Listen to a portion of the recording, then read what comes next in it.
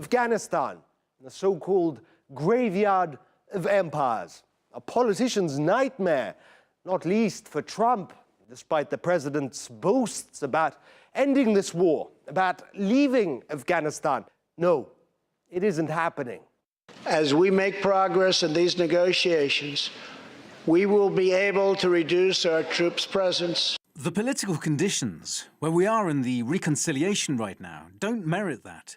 Almost 2 decades of war, of death, and there's no end in sight. Oh, they've started talking round after round of negotiations between the Taliban and the US, leading nowhere. Last year was the deadliest for civilians since the war began, according to the UN. But there is hope, if you can call it that. I do want to end the war by giving the Afghan forces the means to survive and to be much more offense.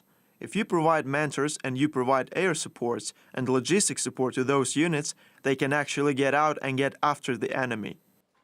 Erik Prince, the founder of the notorious private military firm Blackwater, he's got a plan which he's been pitching widely to replace 50,000 NATO troops with some of his guys and a few thousand special forces, and make millions of bucks along the way, no doubt. But hey, peace has a price, one that Afghans don't seem to want to pay. So how do you justify that you'll get a contract and go and do the war in Afghanistan, given that you're making money out of this business? Please do us a favor and have a bold line between mercenaries of death and democracy. Ouch, mercenaries of death. Not far from wrong, though. These guys, mercenary groups like Blackwater, never went away. In fact, they expanded, turned into a company, rebranded, and now they want back into the big boys' war. Request permission to engage with intent to conduct a snatch. Over.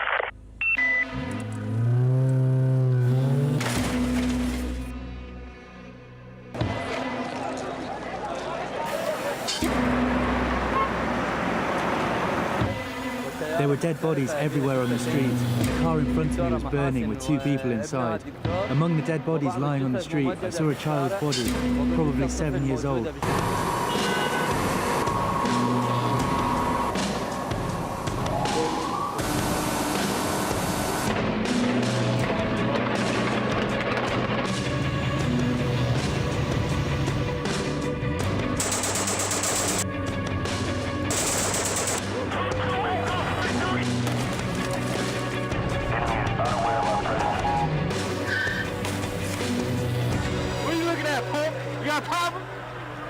Just for a second, the US hasn't had a stellar track record in Afghanistan.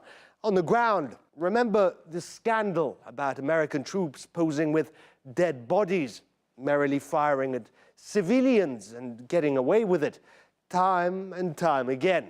Scandal after scandal.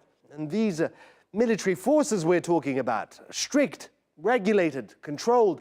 Now, imagine replacing them with men who are happy to kill for money. Mercenaries. What do you think? Is that going to make Afghanistan a better place, or help bring about an end to this endless war? Great nations do not fight endless wars. Murat Gazdeev with the report. Well, anti-terror expert and legal analyst Jennifer Breeden says Academy is just one of many private contractors eager to enter Afghanistan after the US withdrawal. Blackwater has been stating that their presence there is going to maintain stability or stabilizing force, just being a third party in the presence of 2 opposing Afghani forces. I think he's seen this as a money-making opportunity and a money-making endeavor. The moment that it was announced that the U.S. would be withdrawing from Afghanistan, you're talking about every single major private security firm that wants to be in there, wants to take over that gap, wants to get whatever U.S. funding is going to be residual for private companies to come in and fill in that gap. It it's probably likely that the U.S. will say, if you want this truce to happen, if you want our military, our Defense Department to leave, we're going to have to leave a residual force in here, whether that's a private contractor or somebody else, and you'll have to be okay with that. The Taliban has not agreed to any U.S. presence, to any private contractors, to any private military force. I'm sure something that would be seen as not good or not stabilizing. What the most important issue is, that's up to our government, that's up to our leadership to ensure that any private contractors are adhering to very strict U.S. protocol. And there's a bad actor, when there's a criminal act that comes out,